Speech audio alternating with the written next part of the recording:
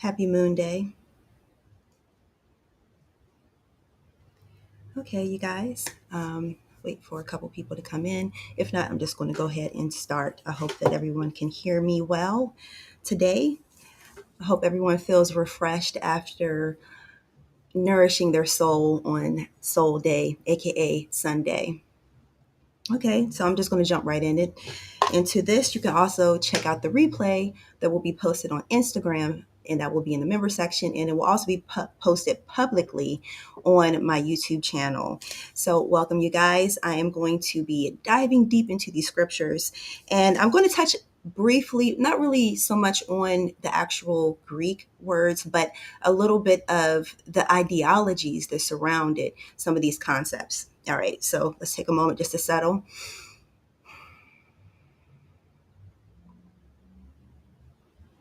Okay.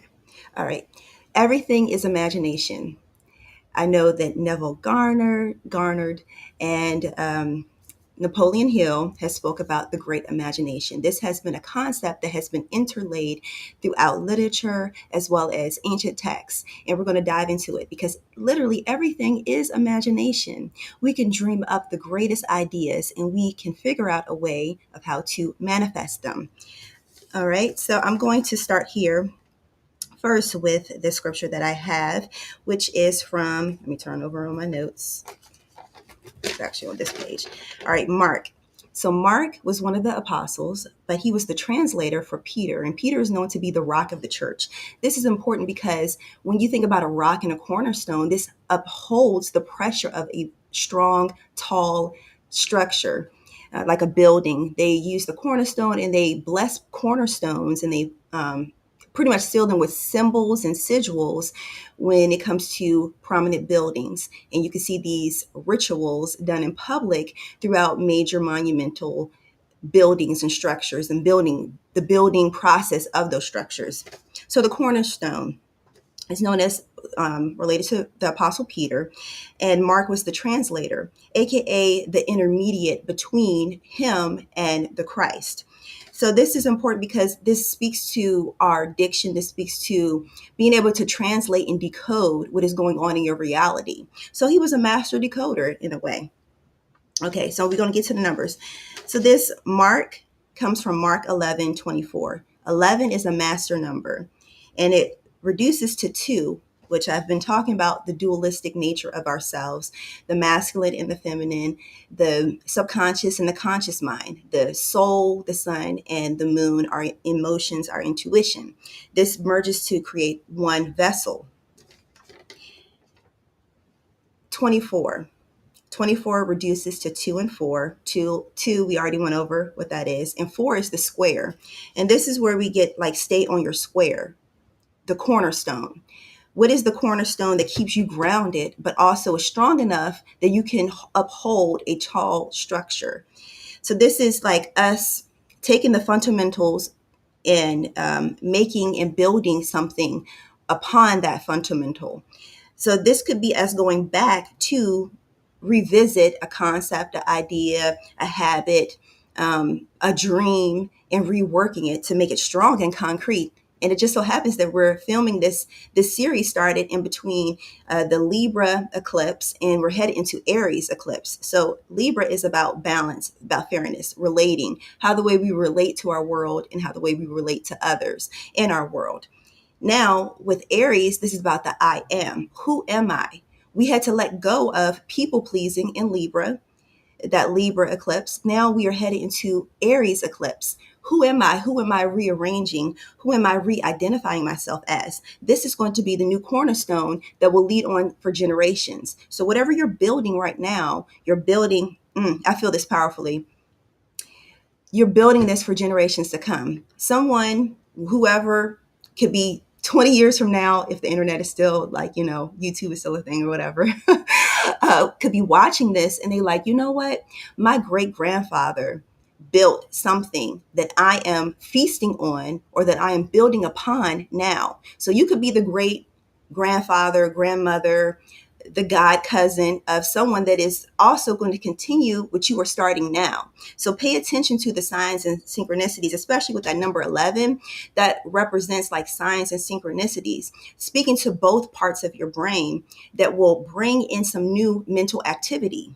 All right. So you're breaking some type of what they call generational curses.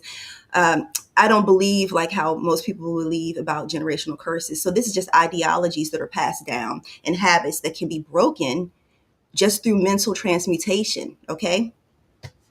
All right. And if you put two and four together, that is 6. That's temptation. So whatever is your temptation that's keeping you from building this new structure, building these new habits, this new reality, you have to overcome it. I always use this example, which is to me the greatest example of Christ in the desert, overcoming temptations. Pretty much that's what the devil represents. It's just temptations. All right, temptations that only makes us stronger if we overcome them. So there may be some temptations that could be relationships, someone to get on your nerves. It could be food. It could be like a daily regimen that you know you have to implement, but you're not really practicing that. It's just a temptation, and you have the ability within you to overcome it. So stay on your square. All right, so we're past the numbers portion of this. Now let's move into decoding the scripture and how we can really utilize this idea of the great imagination in our lives. Therefore I say unto you, through this I say to you, all whatsoever ye pray. We already talked about prayer. Prayer involves our entire being.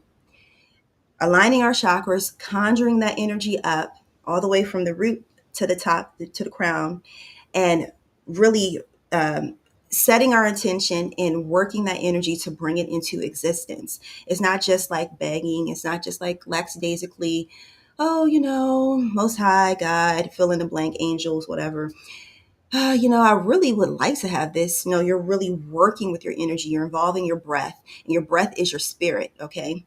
And that's where your power comes from. Okay, so praying, you request for yourselves, and I'm reading from the translation of the Greek. You believe that you take, and it will be to you. That sounds a little weird how the way they have it worded, but that's from the original Greek. All right, so I like to use like going back to like the original text because there's so much juiciness in these texts. All right, let's see here. So we already talked about praying and whatever you request for yourselves. Now, this is one thing that I realized last year. Growing up in a church, growing up in a family that when you pray, you come together to pray. But I realized over time, especially last year, that many people use prayer to weaponize their personal beliefs to try to project onto another person. And so I stopped allowing people to pray with me and pray for me because they will project their limited beliefs and also their personal convictions that they want to place onto me. So I just stopped that altogether. And the reason why I bring that up is because you request for yourselves. So this scripture is about you, okay? As all things are about you. You are the central figure of your reality, okay? And everyone else is just like secondary characters, okay? All right, so you request for yourselves. Yeah, we can send people, I like to say send people positive energy. I don't necessarily say I pray, like when I say pray, I will send you positive energy. I'm not trying to shape your mind the way how I think that you should be. So whenever I say I may pray for someone, I'm just sending them positive energy to help them, whatever they may be praying for, whatever their destiny is. It's not for me to project onto them. So when we read this scripture and it says praying as you request for yourselves, that means that you need to be dumping the energy and working the energy within yourself to raise your vibration, to usher in this new reality. I think those are my groceries that are here. They were running late. I may have to stop and get them real quick. But I'm going to try to wrap it up. All right. So request for yourselves. You pray for yourself. And by you mastering yourself so much and vibing so high, automatically anyone that is attached to you, that runs into you, will feel that energy. And their life will be transformed just by being near you. Think about the life of Christ. Whenever he would walk somewhere, people would gather around him just from seeing him, just from like his countenance was so powerful. And this is for, many other mages throughout, history. I'm just really using Christ because I really know the Bible more so than other traditions. But whenever I think about this story, the parable about the woman that had the issue of blood, and there's many layers to that, okay? The issue of blood for 12 years, just from touching the hem of his garment, because he was so empowered within himself that she was healed. So imagine you just walking, just living your life, and people are healed just from your pure continence, just from your pure authority, walking in who you are. You just smile at them and they feel the warmth of God through you. Okay. All right. So you believe that you take and it will be to you. All right. Now give me a second. I'm going to have to back up and go to the previous scripture, and then I'm going to go to the scripture, that follows this, because it's important to know what is sandwiched in between the scripture that you're looking at. All right. So 23, the scripture that is before this scripture, once again, 6, the temptation. What is the temptation here? This scripture speaks about removing doubt from your heart, removing doubt from your mind and your heart, and casting it into the sea of forgetfulness. That's part of another scripture, but casting it into the sea. When you cast something into the sea, I'm talking about a sea, not a little pool, not, a little puddle. We're talking about a sea. It will be drifted off till you can't see it or think about it anymore. So any fear or doubts that you have about the past, about somebody else's story, you have to cast that out. And cast that out, funny that they choose the word cast, many levels to this. Casting is a process of a ritual, of taking the conscious and the subconscious mind as you're doing a ritual, and you're working that ritual to do something, to make something happen.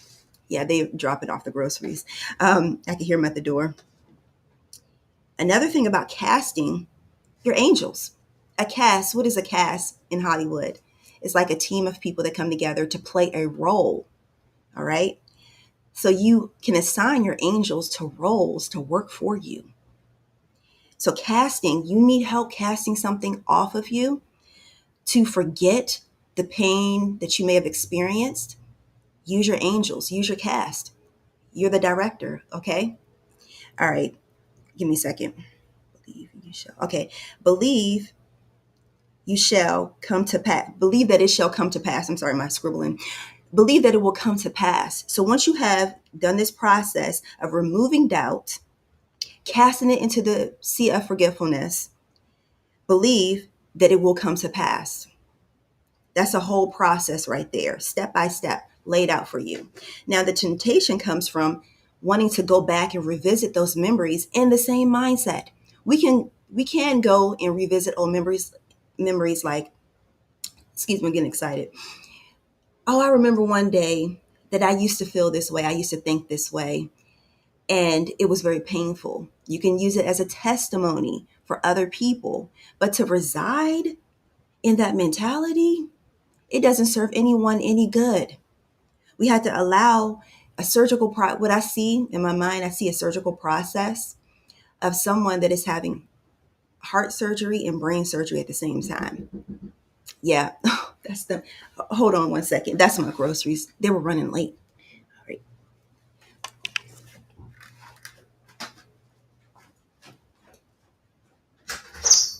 Thank you so much. You have a great day. I'll get it.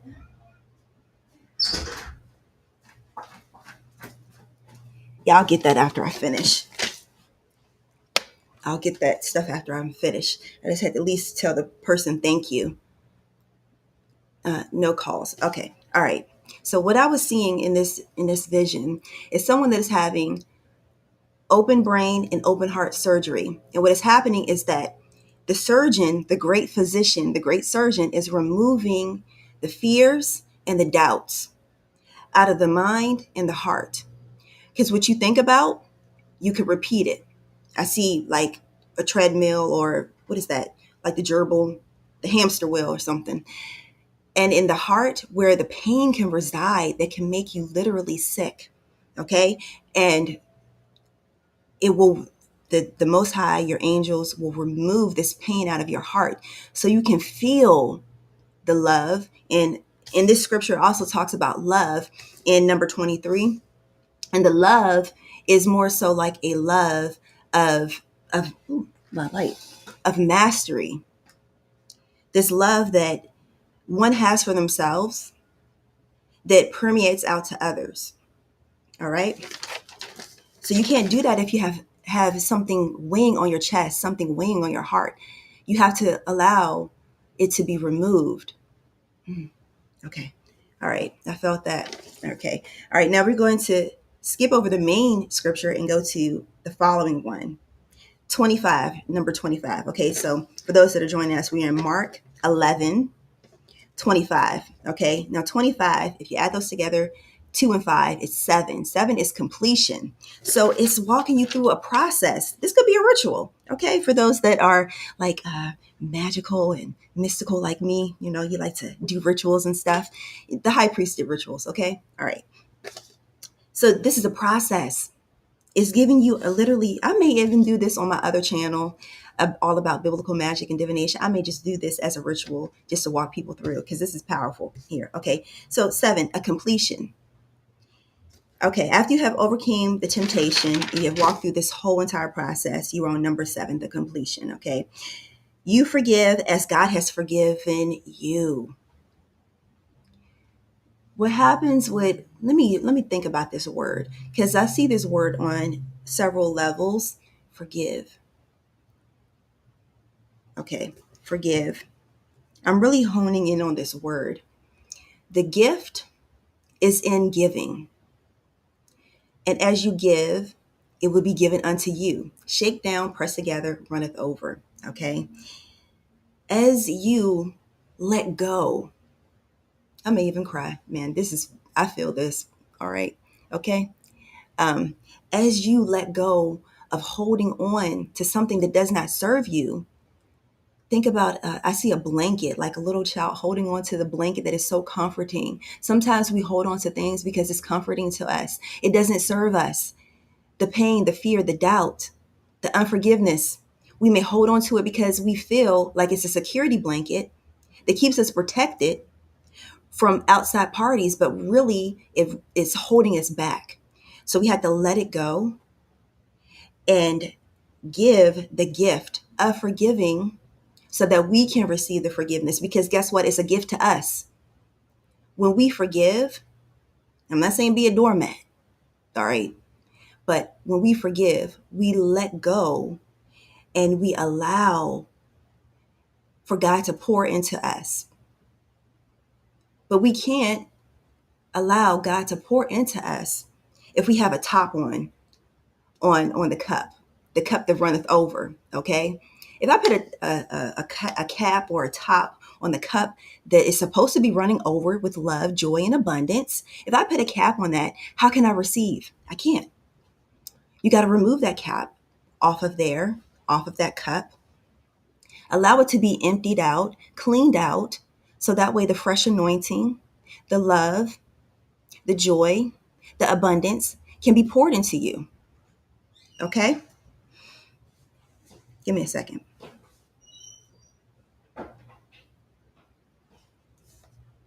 Okay, the word for believe, faith, in this primary scripture. Now, I'm going to mess up on saying the Greek, possibly, but it's pisteuo. I hope I'm saying it correctly. But it's about self, faith, and belief that cannot be forced. So with this, we can't force people to believe. We can't force another to have faith. We can only have faith and belief for ourselves. You know how some people, like I was saying with prayer, people try to force their personal convictions and beliefs onto another through the wording of prayer. Oh, I'll pray for you. You have to be an energy master. You can't let other people project onto you their personal beliefs and convictions. That's them. Nor can you do that to others. Because guess what? You block yourself off. I see like a continual pattern for someone. It could be a generational habit of enforcing their will onto others shamelessly. I hear it's like shameless, like you're going to do this, you're going to believe that, and it could be a partnership as far as like a husband wife, or it could be passed down to the children, but it is by force, and a lot of this is being eradicated, okay, throughout the next several generations. But it's already been happening. It's been happening. And it's going to be a huge explosion of people that are letting go of toxic connections and soul ties that will lead them down this path of true fulfillment. And others, it will be a path of misery because they refuse to let go of control in trying to puppeteer others. Okay. So you decide which, which team you're going to be on, which path you're going to go down. Okay. Now, I think I may be finished. Let me have a moment.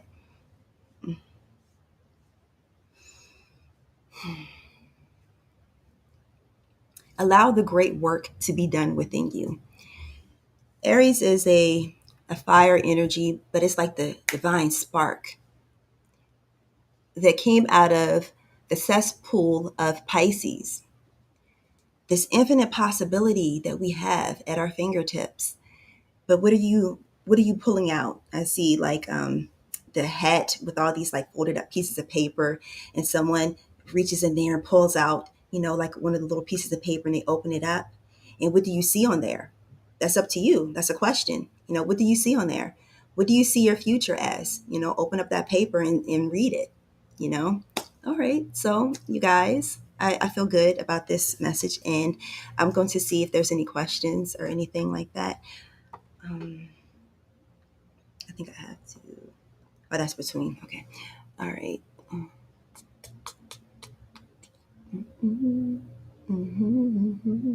I don't think I have any questions. All right. Well, I have to see if they are allowed to leave questions. But you guys, I will talk to you tomorrow. It has been quite a joy of speaking with you guys. I hope you guys have a wonderful, blessed, powerful day. Think about what was said here and how we can let go of control and let the flow to come more into our lives, and watch how God will work. When I say God, the divine, the all, the God in you, the God in me, let me do this different. The God in you and the God in me that works for us, that can work for us. It actually always is working for us, but sometimes it may not feel good. Okay. But it's all part of the process. All right. Many blessings, divine ones. All right. I'll talk to you guys later. Peace.